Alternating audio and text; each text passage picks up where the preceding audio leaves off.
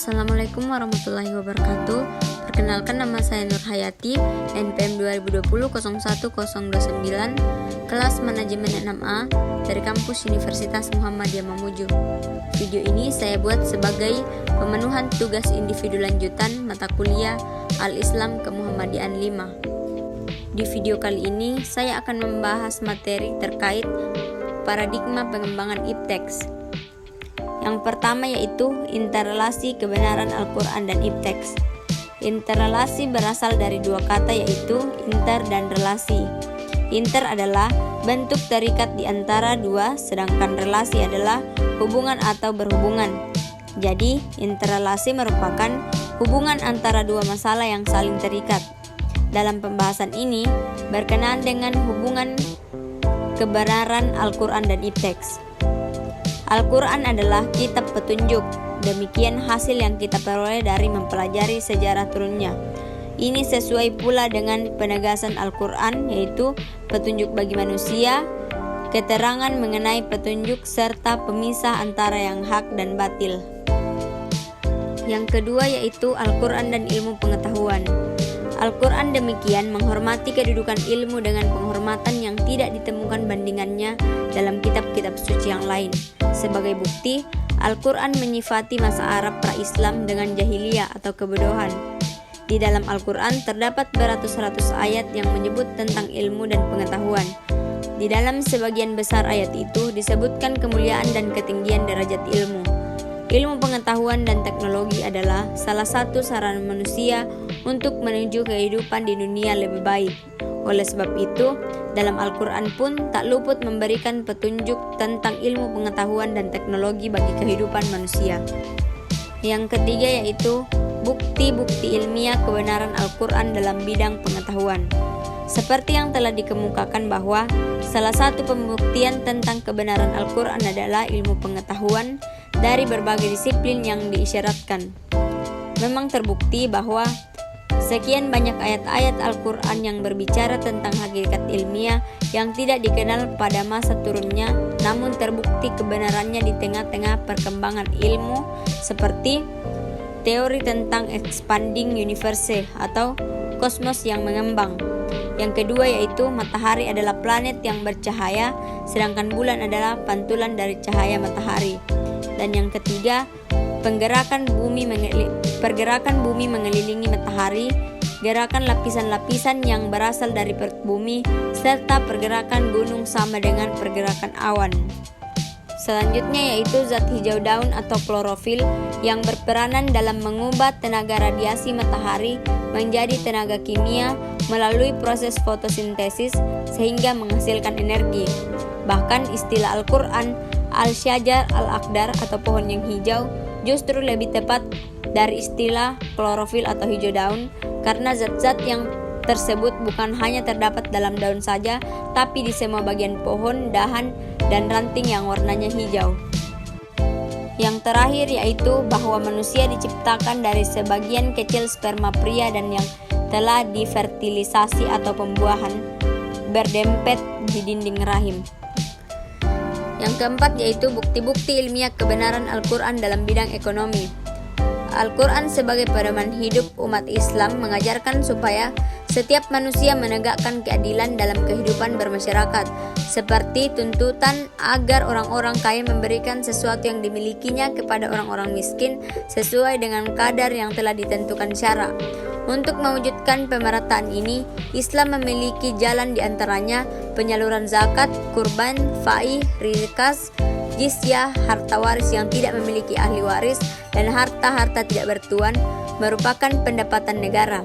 Selain itu, beberapa pendapatan lain dari zakat fitrah setiap tahun, denda-denda atau kafarat, wasiat, natsar, infak, dan sedekah. Dan yang tidak kalah penting, dana dari sisa kuota haji jika dikelola dengan manajemen profesional, pemerintah atau institusi formal. Penulis yakin dana tersebut dapat dialokasikan tidak hanya untuk kebutuhan insidental, tetapi lebih dari itu sumber pendapatan tersebut mampu mengatasi krisis ekonomi di negara dengan jalan subsidi tanpa harus memperbanyak hutang luar negeri. Yang kelima yaitu hadis-hadis berhubungan dengan ekonomi. Jual beli dari Abi Hurairah. Bagian A, dari Nabi SAW bersabda, janganlah dua orang yang jual beli berpisah sebelum saling meridhoi. Bagian B, riba. 1 dirham uang riba yang dimakan seseorang, sedangkan orang tersebut mengetahuinya, dosa perbuatan tersebut lebih berat daripada dosa 60 kali zina. Bagian C, pinjaman. Sesungguhnya di antara orang-orang yang terbaik dari kamu adalah orang yang sebaik-baiknya dalam membayar utang. Artinya Allah akan menolong hambanya selama hambanya itu menolong saudaranya. Bagian D, gadai. Binatang tunggangan boleh ditunggangi karena pembiayaannya. Apabila digadaikan, binatang boleh diambil susunya untuk diminum karena pembiayaannya. Bila digadaikan, bagi orang yang memegang dan meminum wajib memberikan biaya. Yang keenam yaitu hakikat ilmu ekonomi dalam perspektif Islam. Hidup kita dipenuhi dengan aktivitas ekonomi.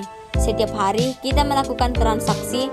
Dimulai dari pagi, seorang ibu sudah melakukan kegiatan ekonomi atau belanja dan dilanjutkan kegiatan ekonomi yang lain. Hal ini memunculkan pertanyaan, apakah sebenarnya ilmu ekonomi?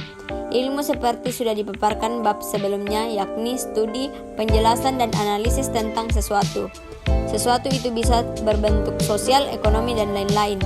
Ekonomi sendiri memiliki arti setiap sistem yang menentukan apa yang diproduksi, siapa yang memproduksi, dan siapa yang mengkonsumsinya. Menurut Tom Gorman, dalam filsafat Islam, M. Anton menjelaskan konsep dasar ekonomi adalah masyarakat membuat pilihan rasional dan menunjukkan preferensi dalam transaksi pasar yang dinyatakan dalam bentuk uang. Ilmu ekonomi memiliki 2 cabang, yakni makroekonomi dan mikroekonomi.